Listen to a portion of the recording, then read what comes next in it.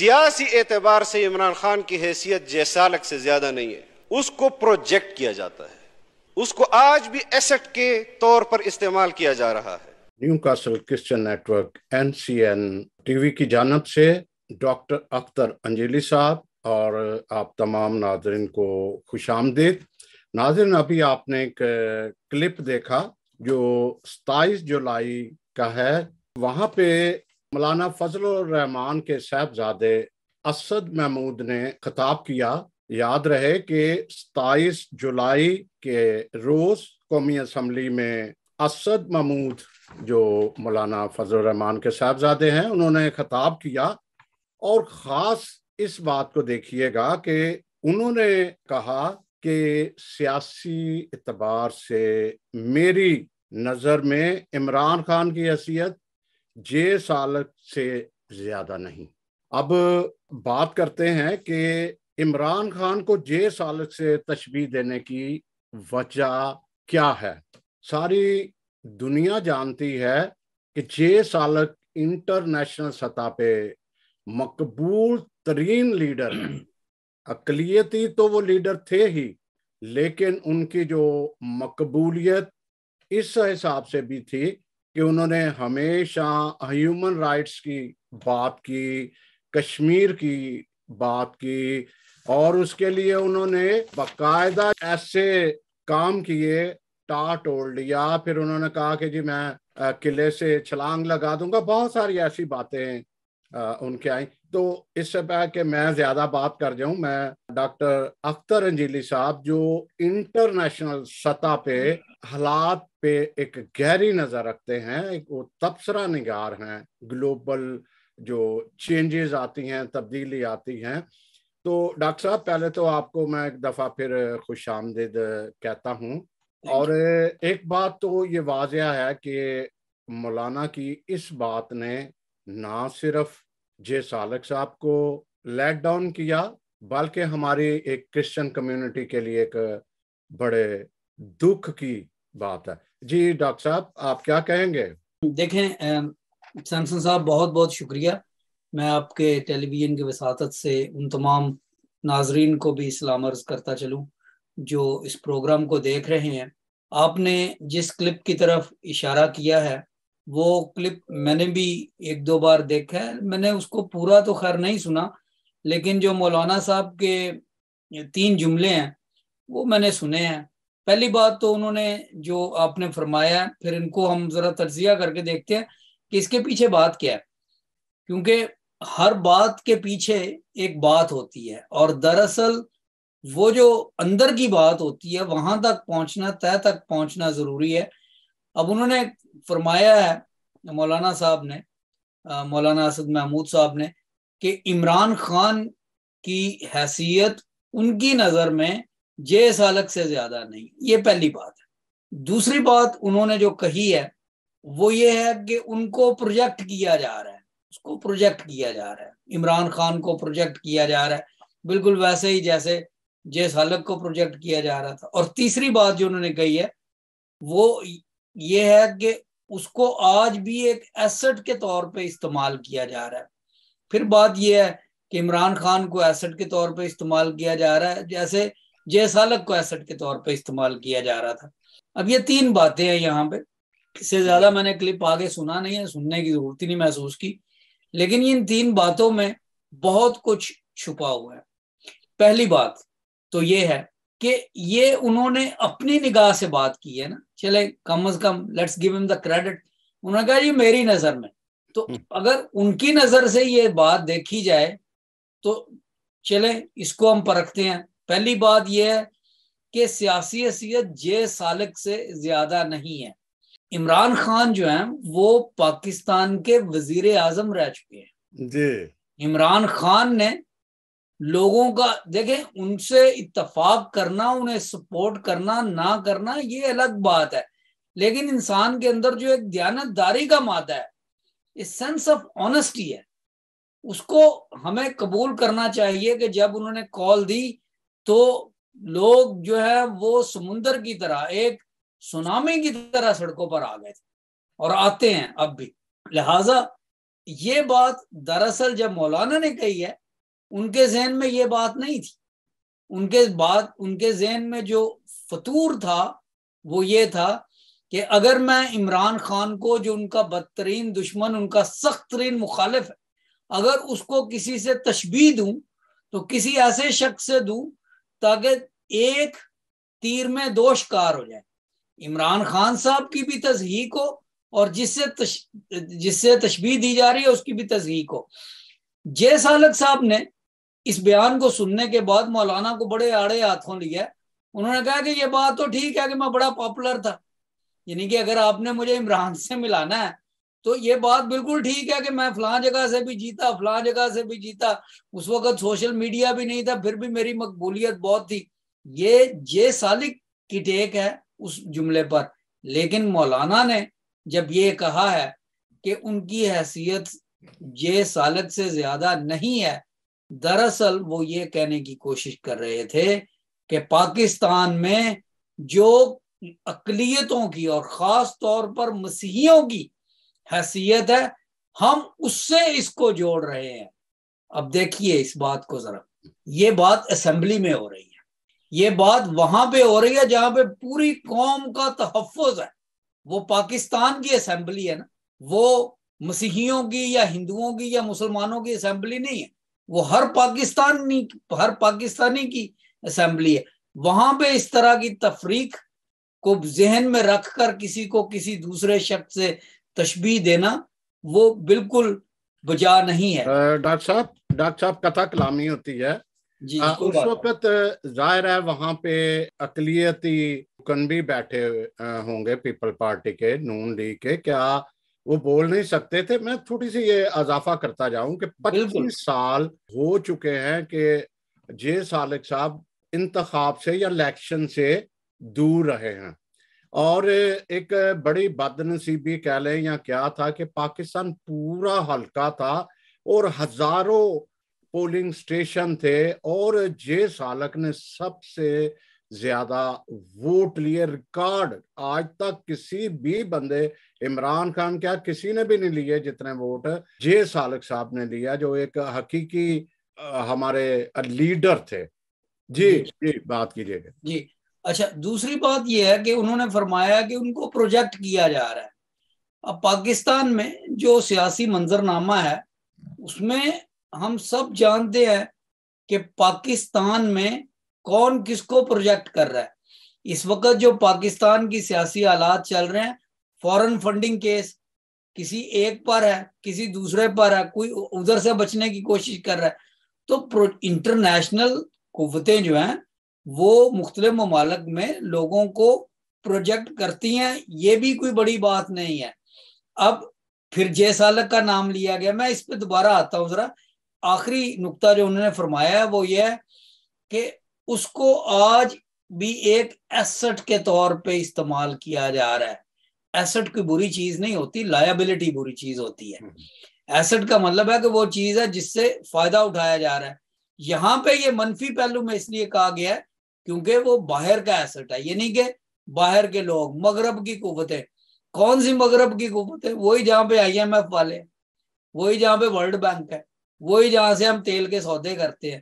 اور جب ہم کہتے ہیں کہ وہ انہیں استعمال کر رہے ہیں تو یہاں پہ یہ رک کے سوچنا اور یہ سوال کرنا اہم ہے اور بنتا ہے کہ پاکستان کی سیاست میں حالیہ طور پر، اور اگر ہم تھوڑا سا بعید بھی جائیں، ماضی بعید میں بھی جائیں، بہت سے ایسے لوگ ہوئے ہیں جو پاکستان میں جن کو پروجیکٹ کیا گیا. ٹھیک ہے، اب ملالہ یوسفزائی کو پروجیکٹ نہیں کیا جا، بہت سے لوگ ہیں جن کے نام لیے جا سکتے ہیں. اور اس کے بعد یہ ہے کہ بہت سے لوگ پاکستان میں مغربی طاقتوں کے ایسٹس بھی ہیں. دیکھیں بہت سے لوگ ہیں. اب کس کس کا بندہ نام لے، کدھر اشارہ کرے، مجھے ان سے کوئی لینا دینا نہیں. میں صرف اس بات پہ زور دینا چاہتا ہوں کہ جب باہر سے پروجیکشن حاصل کرنے والے شخص کا چناؤ کیا گیا اور جب باہر سے کسی طرح سے کسی کو ایسٹ بنایا گیا کہ یہ باہر کا ایسٹ ہے، یہ باہر کی قوتیں اسے پروجیکٹ کرتی ہیں. تو وہاں پہ ایک کرسچن لیڈر کو کیوں چنا گیا جبکہ پاکستان میں بہت سے مسلمان لیڈر، ہندو لیڈر، بہت سے ہمارے سماجی کارکن، بہت سے ہمارے دیگر لوگ جو ہیں وہ ان دونوں کسوٹیوں پر پورا اترتے ہیں. وہ پروجیکشن بھی دے رہے ہیں مغرب والے ان کو، اور ان کو ایک ایسٹ کے طور پہ استعمال کر رہے ہیں. لیکن جے سالک کا نام ہی کیوں؟ اس لیے کیونکہ ہم کمزور اقلیت ہے. اردو کا محاورہ ہے غریب کی جورو سب کی بھابھی. یہ جب مرضی اسمبلی میں، جب مرضی جہاں کہیں ٹی وی پر، کسی میڈیا چینل پر کسی کی تضحیق کرنی ہو تو اس کو کسی کرسچن فگر کے ساتھ ملا دیا جاتا ہے. اب یہاں سے یہ ثابت کرنے کی کوشش کی جا رہی ہے کہ جے سالک جو ہیں وہ جب پاکستان میں تھے تو ان کو پروجیکٹ کیا جاتا تھا، یعنی کہ باہر کی قوتیں ان کے پیچھے تھی، اور وہ ایسٹ تھے. کن کے ایسٹ تھے؟ وہ پاکستانی سیاستدان تھے، وہ کسی باہر کی قوت کے ایسٹ نہیں تھے، اور نہ ہی وہ پروجیکشن کے. دیکھیں آپ ذرا، وہ پنجابی میں کہتے ہیں نا، ذرا اپنی منجی تھلے ڈگوری پھیرو. آپ دیکھیں کہ پاکستان کا جو ابھی حال ہے وہ کرسچن اور جے سالک جیسے لوگوں کی وجہ سے نہیں ہے، وہ اور لوگوں کی وجہ سے جو پاکستان میں ہیں اور جنہیں پروجیکٹ بھی کیا جا رہا ہے، جو ایسٹس بھی ہیں اور جن کا نام لینے کی بھی کسی کو ضرورت نہیں ہوتی. اسمبلی میں کھڑے ہو کے کہہ دیا جی عمران خان. اس سے دیکھیں عمران خان کو کیا نقصان پہنچا ہوگا، لیکن ایک طرح سے آپ نے جے سالک کی تصحیح کرنے کی کوشش کی ہے.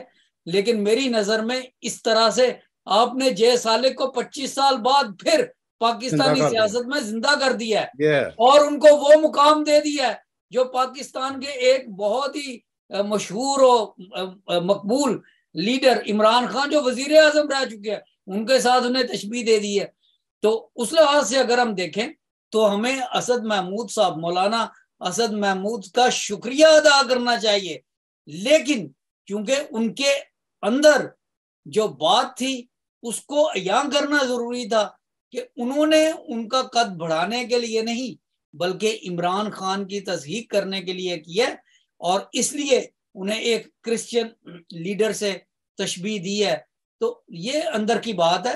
اب یہ ہمارے بڑے لیڈر ہیں، اسمبلیوں میں تقریریں کرنے والے ہیں، اور جب بولتے ہیں تو دنیا سنتی ہے. تو میں ان سے گزارش یہی کر سکتا ہوں کہ آئندہ جب بھی آپ ایسے کریں، دیکھیں ہم اور کیا کر سکتے ہیں، گزارشات ہی کر سکتے ہیں. ہم چھوٹی اقلیت ہے، ہم پاکستان کے وفادار ہیں، ہمیں فخر ہے کہ ہم پاکستانی ہیں. لیکن جب بھی کہیں اس طرح کی بات آئی ہے تو آپ دیکھیں گے کہ کسی مسیحی سمبل کو، کسی مسیحی لیڈر کو، کسی مسیحی عمارت کو، کسی مسیحی ادارے کو نشان بنا کر تو تصحیح کے عمل میں اس کو بیان کر دیا جاتا ہے. ڈاکٹر صاحب، ہے تو بات ایک بڑا لمحہ فکریہ ہے دوسروں کے لیے، کرسچن کمیونٹی کے لیے، کہ انہوں نے اس کو بڑا لائٹ سا لیا ہے. حالانکہ آپ اگر منارٹی پروٹیکشن کا لا کی بات کریں یا اس کو جو بل ریجیکٹ ہوتا رہا ہے، تو انہی کی جماعت تھی جو عبدالغفور حیدری صاحب، جن کا فے گروپ سے، مولانا فضل الرحمان جمعیت علماء اسلام فے گروپ سے تعلق تھا. ابھی نون لیگ میں کافی سارے ہیں، پیپل پارٹی میں کافی سارے منارٹیز ہیں، کرسچنز ہیں. لیکن اس طرح سے تشبیہ دے دینا یا کہہ دینا، آپ ضرور کہہ رہے ہو کہ جی توہین آمیز یا حد تک آمیز یا ایسی مثال انہوں نے دی ہے کہ ان کا مطلب ہے کہ جے سالک کی ویلیو ہی کوئی نہیں ہے. ہم یہی کہہ سکتے ہیں نا؟ بالکل، تصحیح کا مطلب یہی ہے کہ انہوں نے کہا کہ عمران خان کی بالکل کوئی ویلیو نہیں ہے، بالکل اسی طرح سے جس طرح سے جے سالک کی کوئی ویلیو نہیں ہے. یا اس کو تھوڑا سا اور کھول کے بیان یوں کر دیں کہ جب جے سالک پاکستان میں تھے، اسمبلیوں میں تھے، تو ان کی بات تھی، لوگ ان کا ذکر کرتے تھے، اخباریں تھیں اور ان کا چرچا تھا. لیکن جب وہ دور ختم ہوا ہے تو لوگ انہیں بھول گئے ہیں. دیکھیے بات یہ نہیں ہے کہ لوگ انہیں بھول گئے ہیں، لوگ جے سالک کو بھولے ہیں یا نہیں یہ ثابت کرنے کے لیے آپ پاکستان میں الیکشن کروائیں کرسچنز کے. جب آپ سلیکٹ کر کے اپنی مرضی سے پولیٹیکل پارٹیز جو ہیں وہ ادھر سے بندے اٹھا کے خانہ پوری کے لیے دنیا کو دکھانے کے لیے کہ ہماری کیبنٹ میں ہماری اسمبلی میں کرسچن بھی ہیں, ہندو بھی ہیں, سکھ بھی ہیں, لیکن وہ سارے اپوائنٹڈ ہیں. ڈیموکریٹک کنٹری میں ہماری نیشنل اسمبلی میں, پروونشل اسمبلی میں ہمارے لوگ جو ہیں وہ اپوائنٹڈ ہیں. دس از اے ٹریوسٹی آف ڈیموکریسی. یہ بہت سے لوگوں کو اس کا پتہ ہی نہیں ہے. ہاں اگر اس طرح کی بات ہوتی کہ وہاں پہ ہمیں چناؤ کا, اپنے لیڈروں کے چناؤ کا حق ہوتا, جے سالک جو ہیں وہ دوبارہ چنے نہ جاتے, 25 سال تک وہ سٹرگل کرتے, نہ چنے جاتے, تو ٹھیک ہے, وی کین ڈسمس ہم. لیکن انہیں ہم کیسے ڈسمس کریں؟ جب وہ پاکستان میں تھے تو وہ الیکشن سے آتے تھے. جب نظام ہی بدل گیا ہے تو وہ امریکہ چلے گئے, جو بھی اس کے پیچھے لمبی کہانی ہے, تو ہم ان کو اس طرح سے ڈسمس نہیں کر سکتے. ڈاکٹر صاحب میں ایک دیکھے جے سالک کی پوری زندگی دیکھ لیں کہ ان پہ کوئی کرپشن کا کہیں بھی کوئی الزام نہیں لگا, حالانکہ وہ پیپل پارٹی کے دور میں بہبود آبادی کے وزیر تھے, وفاقی وزیر تھے. پھر جب وہ آفس ملا تو انہوں نے اس کو دھویا, وہ پھولوں سے دھویا, کیا کیا کہ نہیں یہ کرپٹڈ ہے, میں ایسے دفتر میں نہیں بیٹھوں گا, اور کیسے دلیری سے وہ بولتے رہے. وہ ایسا دلیر, حالانکہ وہ کمیونٹی منارٹی سے تعلق ان کا تھا, وہ کمپلیکس کا بھی شکار ہو سکتے تھے, لیکن انتہائی دلیری سے وہ بولے ہیں اور بولتے رہے. آپ بھی بولتے ہیں ان کے, اگر ہم کام ابھی بات کرنا چاہیں تو وہ بڑی لمبی ہو جائے گی, لیکن اگر آپ کچھ کہنا چاہیں تو کہیے گا. تو یہ میں ضرور آپ کو ڈاکٹر صاحب پوچھوں گا کہ جس کا مرضی دل کرتا ہے, جو مرضی بات کرتا ہے, تو ہماری کمیونٹی چپ کر کے سن لیتی ہے, ان کو دلیری مل جاتی ہے. تو کچھ نہ کچھ ہمیں اپنے آپ کو تسلیم تو کرانا پڑے گا. بالکل آپ بجا فرما رہے ہیں. دیکھیں, بے شک ہمارا اپنے وجود کو منوانے کا, اپنے حقوق کو حاصل کرنے کا وہ طریقہ نہیں ہے جو اکثر لوگ استعمال کرتے ہیں پاکستان میں بھی, اور شور شرابہ, مار دھاڑ, یہ وہ. لیکن مسیحیت کے اصولوں کو مد نظر رکھتے ہوئے بھی جہاں کہیں بھی مسیحیوں کے ساتھ یا باقی اقلیتوں کے ساتھ یا پاکستان میں ان مسلمانوں کے ساتھ جو غریب ہیں, جن کا کوئی پرسان حال نہیں ہے, کہیں بھی زیادتی ہوتی ہے تو ان کے حق میں بولنا یہ ہمارا فرض بنتا ہے. یہ ہمارا مذہبی دینی فریضہ ہے. اخلاقی فریضہ تو ہے ہی, لیکن یہ دینی فریضہ بھی ہے کہ ہم اپنی کمیونٹی کے لیے آواز بلند کریں.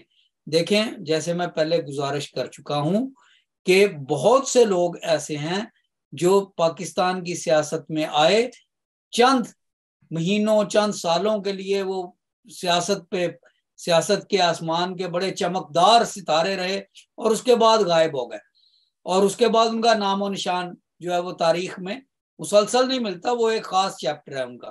اگر مولانا نے یہ کہنا تھا کہ عمران خان صاحب کی یہ جو تب و تاب ہے, ابھی جو ان کی بلندی ہے, ان کا جو روب وقار ہے, جو ان کی مقبولیت ہے, یہ وقتی تھی, ختم ہو گئی ہے, اور اس کے بعد وہ نہیں, تو اس کے لیے پاکستان کی تاریخ میں بہت سے نام موجود, اس کے لیے بہت سے نام موجود ہیں.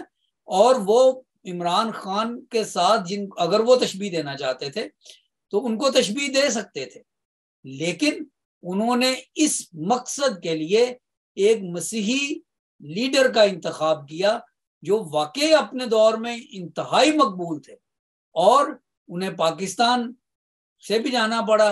الیکشن ہی نہیں ہوتے ہمارے, کس طرح سے وہ لیڈر بنتے. تو اس سے مولانا صاحب کی جو ذہنی کیفیت ہے, یا اس ذہنی کیفیت کے پیچھے جو سوچ موجود ہے وہ یہاں ہوتی ہے. اور جب ہم اس سوچ کا انالیسس کرتے ہیں, تجزیہ کرتے ہیں, تو پھر ہمیں سوچنا پڑتا ہے کہ اسمبلیوں میں بیٹھے ہمارے لوگ, ہمارے لیڈر, اور اب میں پاکستان کے اوور آل لیڈروں کی بات کر رہا ہوں, ان کو خود بھی اس بات کا خیال ہونا چاہیے کہ پاکستانی مسیحی ہمارے ہی لوگ ہیں.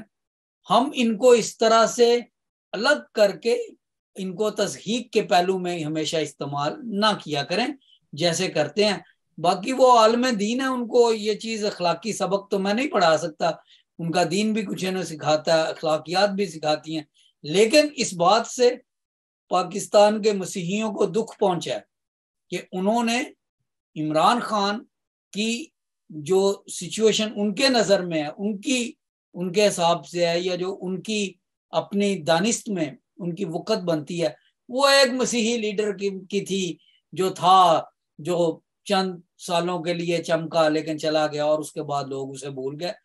اس میں بہت سی خام خیالیاں ہیں سیمسن صاحب، باقی اس پہ بہت سی بات کی جا سکتی ہے، لیکن میرا خیال ہے سمجھنے والے میرا پیغام تو سمجھ لیں گے۔ جی بہت شکریہ ڈاکٹر صاحب، اور میں جاتے جاتے یہ ضرور ایک کہوں گا کہ یہ لمحہ فکریہ ہے پاکستان میں اس وقت جو ہے وہ قدرتی آفات بھی ہیں، آپ دیکھ لیں سیلاب بھی ہے، اس کے بعد جو زندگی کو ایک براہ راست افیکٹ کرتی ہیں وہ سیاست ہے، اور سیاست کا کیا بیڑا غرق کر دیا ہے، کسی کو بولنے کی تمیز نہیں ہے، کوئی بھی جو جس کا مرضی دل چاہتا ہے اس کی پگڑی اچھال دیتا ہے۔ اس کا مطلب ہے سیاست آج شرفا کا کام نہیں، جو زیادہ بولے، جو زیادہ گالیاں نکالے، جو برا کہے، وہی سیاست ہے۔ تو میں بہت شکریہ آپ کا ادا کروں گا ڈاکٹر صاحب، آپ نے بڑی اچھی بات کی، اور ناظرین آپ سے اجازت لیں گے اس کے ساتھ ہی کہ آپ دعا کیجئے گا اور ضرور اس بات کو سوچئے گا کہ کیا ہو رہا ہے۔ بہت شکریہ، خدا آپ سب کا حامی و ناصر ہو۔ پاکستان زندہ باد، تھینک یو۔